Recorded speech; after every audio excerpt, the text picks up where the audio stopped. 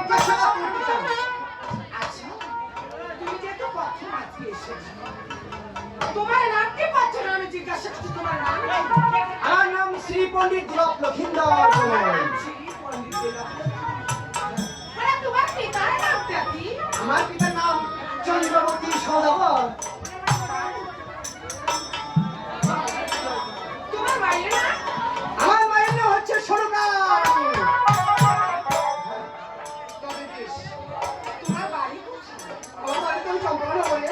ওই চম্পনানগর। হ্যাঁ, তবে বেশ, আমি তোমার ভক্তি পেলাম। তবে আজ তো তুমি নতুন এসেছো, তুমি আসলে আসলে বলবে। আমি তোমাকে ছোট্ট একটি পড়া দিয়ে তোমার কাকুর কাছে যাবো, চা পান খাবো। আপনার আদেশে আমার শিরোধার্য।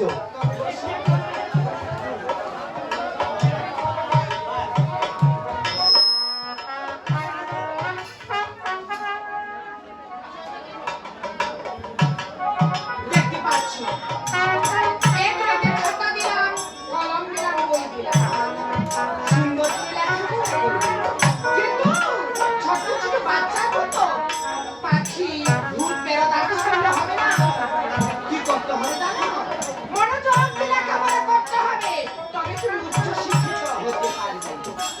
তবে তোমাকে বেশি লেখাপড়া করাবো না, তোমাকে 1 থেকে 10 পর্যন্ত গুনাবো। যদি তুমি বলতে পারো তোমাকে লেখাপড়া করতে হবে। আচ্ছা, বলো না। 2, 3, 4, 5, 6, 7, 8, 9, 10।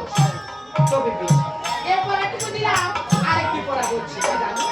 বলে হাতি মাটিমটি, ওরে তারা মাঠে পারেনি, তারা খারাপ ধনুষী, তারা হাতি মাটি।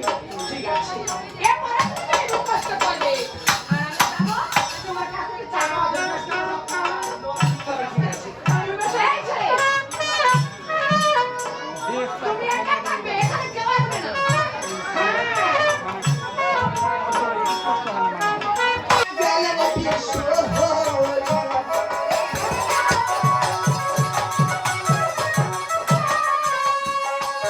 ওই এখন মায়া জাহানে পদা দেবী মোর